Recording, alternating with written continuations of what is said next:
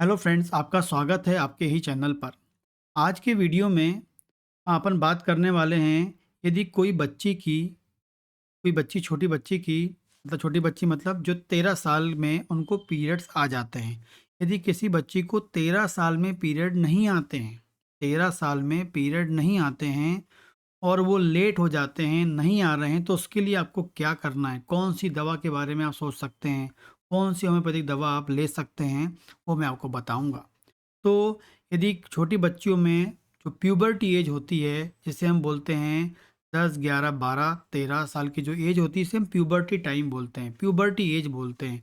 इस टाइम में हर बच्ची में बदलाव आते हैं, हार्मोन्स के बदलाव आते हैं।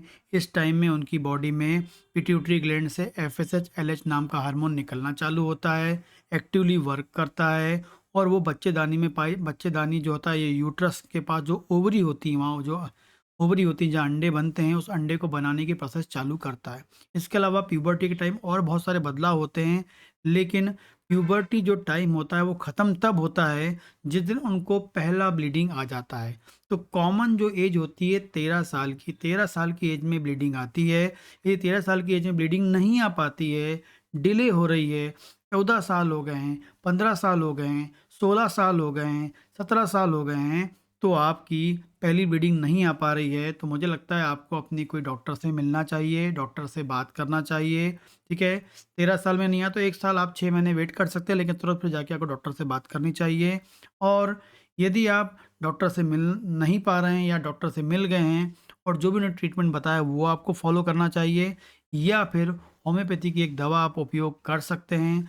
बहुत लाभदायक रिज़ल्ट इसमें देती है, क्योंकि ये सब क्यों हो रहा है? ये भी ड्यू टू हार्मोनल इम्बैलेंस। उनकी बॉडी में जो हार्मोन की साइकिल चलनी है, 4 हार्मोन की, एफएसएच, एलएच, एस्ट्रोजन, प्रोजेस्टेरोन, इस साइकिल में कहीं न कहीं डिस्टर्बेंस हो गया होगा या हो रहा होगा। लाइफ़स्टाइल के कारण हो सकता है, बाय जिनकी जो हेरिडिटी भी हो सकता है, मतलब उनकी माँ को दा उनकी फैमिली हिस्ट्री होगी, वहाँ से हो सकता है, या फिर लाइफ़स्टाइल के कारण हो सकता है। तो वो आपको फाइंड आउट करना होगा और साथ में आप एक होम्योपैथिक दवा ले सकते हैं, जिस दवा का नाम है पल्सेटिला 3x लेना है। पल्सेटिला 3x लेना है।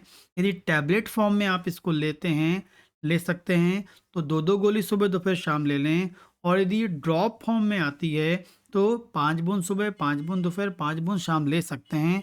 ये इसका डोज़ होता है, बहुत लाभदायक होती है इस प्रकार की कंडीशन में।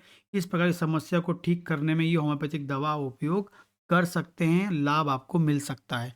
लेकिन ये दवा को आपको सील पैक लेना चाहिए, ताकि कन्फर्मेशन रहे कि ये दवा पल्सटिला 3x ही है, क्योंकि लूज़ लेने में कई बार गड़बड़ी हो जाती है और रिज़ल्ट नहीं मिल पाता है, फिर लगता है कि दवा काम नहीं कर रही है। इसलिए मुझे लगता है कि हमेशा सील पैक दवा लेनी चाहिए। जब 5 बूँद लेंगे, तो 5 बूँद सुबह, दोपहर, शाम डायरेक्टली ज़बान पे ले सकते हैं या 1 चम्मच पानी में उसको ले सकते हैं। इस दवा को लें और अपनी समस्या को दूर कर सकते हैं। इसके अलावा बच्चियों में ये लेने के बावजूद भी यदि आप ले रहे हैं या ट्रीटमेंट करवा रहे हैं, उसके बावजूद भी रिज़ल्ट नहीं आ रहा, तो आप मुझे कॉन्टैक्ट कर सकते हैं दिए गए नंबर पर। और इसके अलावा कोई और समस्या है फीमेल में, उसके लिए भी आप मुझे बात कर सकते हैं दिए गए नंबर पर। नमस्कार।